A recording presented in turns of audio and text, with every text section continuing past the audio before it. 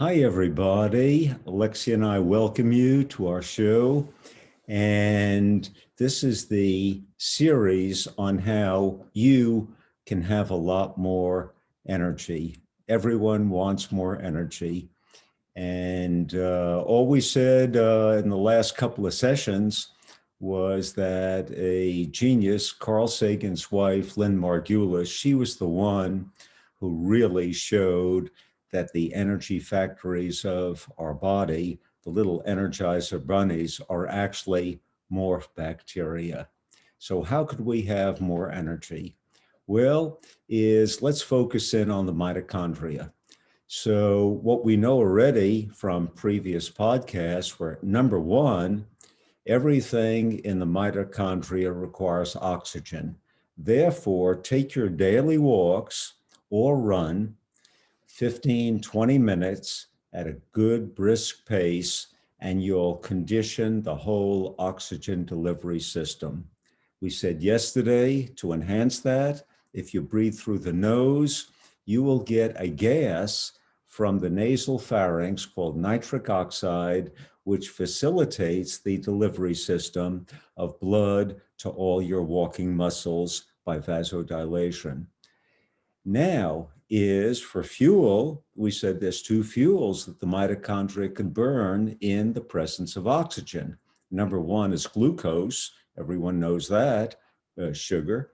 And number two is fat or fatty acid.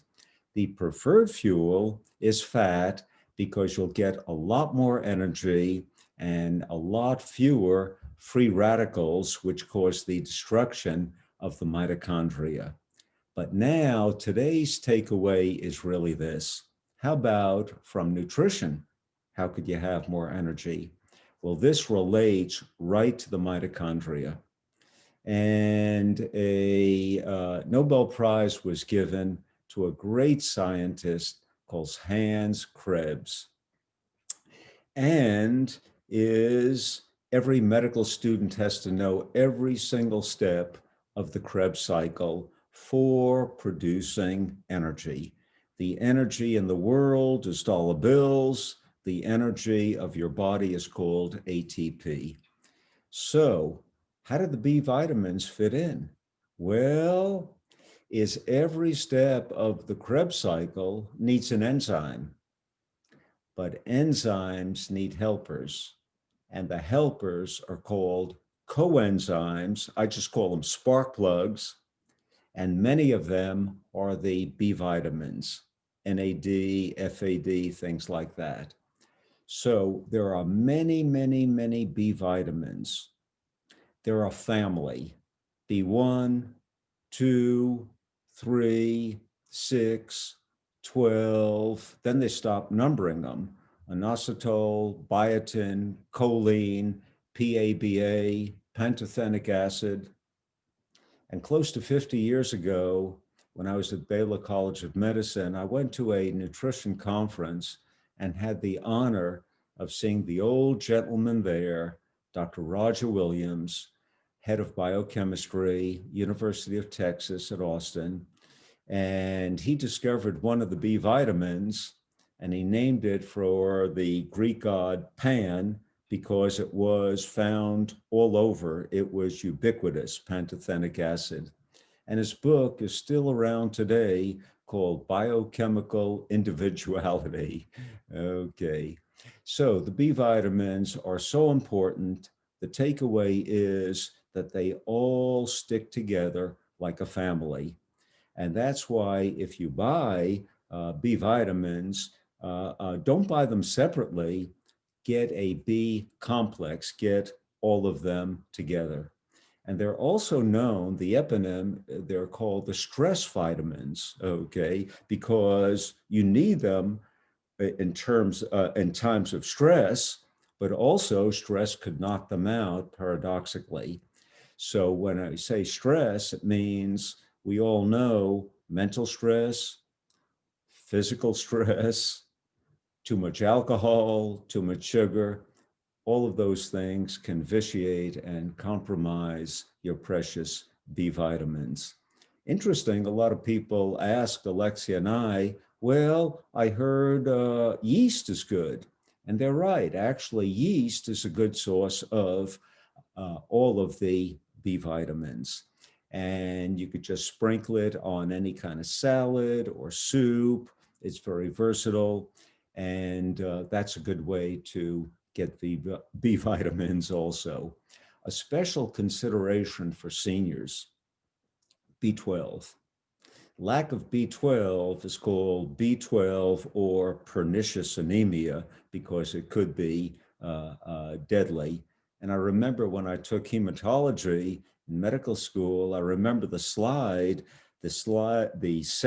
the red blood cells came out as giant cells. That's the macroanemia. So here's the interesting thing. Remember, Alexia and I gave a presentation on the tuning up the digestive system.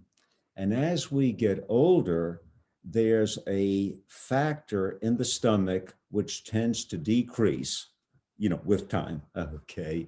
And that is called the intrinsic factor. B12 itself is called the extrinsic factor. In other words, you need both. The intrinsic factor is like a little shuttle bus which shuttles the B12 into your system. So many seniors, with age, the obvious is they start to lack the little shuttle bus, the intrinsic factor. And one of the greatest products that Alexia and I have seen over the years is sublingual B12. In other words, you put it under the tongue, and there are many blood vessels sublingual under the tongue, and the absorption is immediate. In other words, you totally bypass that system of the gastric absorption of B12 because it goes directly into your blood. So that's a little special pointer to help out seniors. So next time, what we're going to be talking about is a really fascinating breakthrough in medical history, and that is just the lack of one B vitamin called B3, known as niacin, caused a massive, big time attenuation of the population in the American South before 1935. And that disease was called pellagra. It's an incredible story. And that led into the new field in psychiatry called orthomolecular psychiatry and megavitamin therapy. So Alexia and I thank you once again so much for tuning in to our show, and have a wonderful day. And Alexia and I will look forward to seeing you tomorrow. Thank you so much. Bye-bye.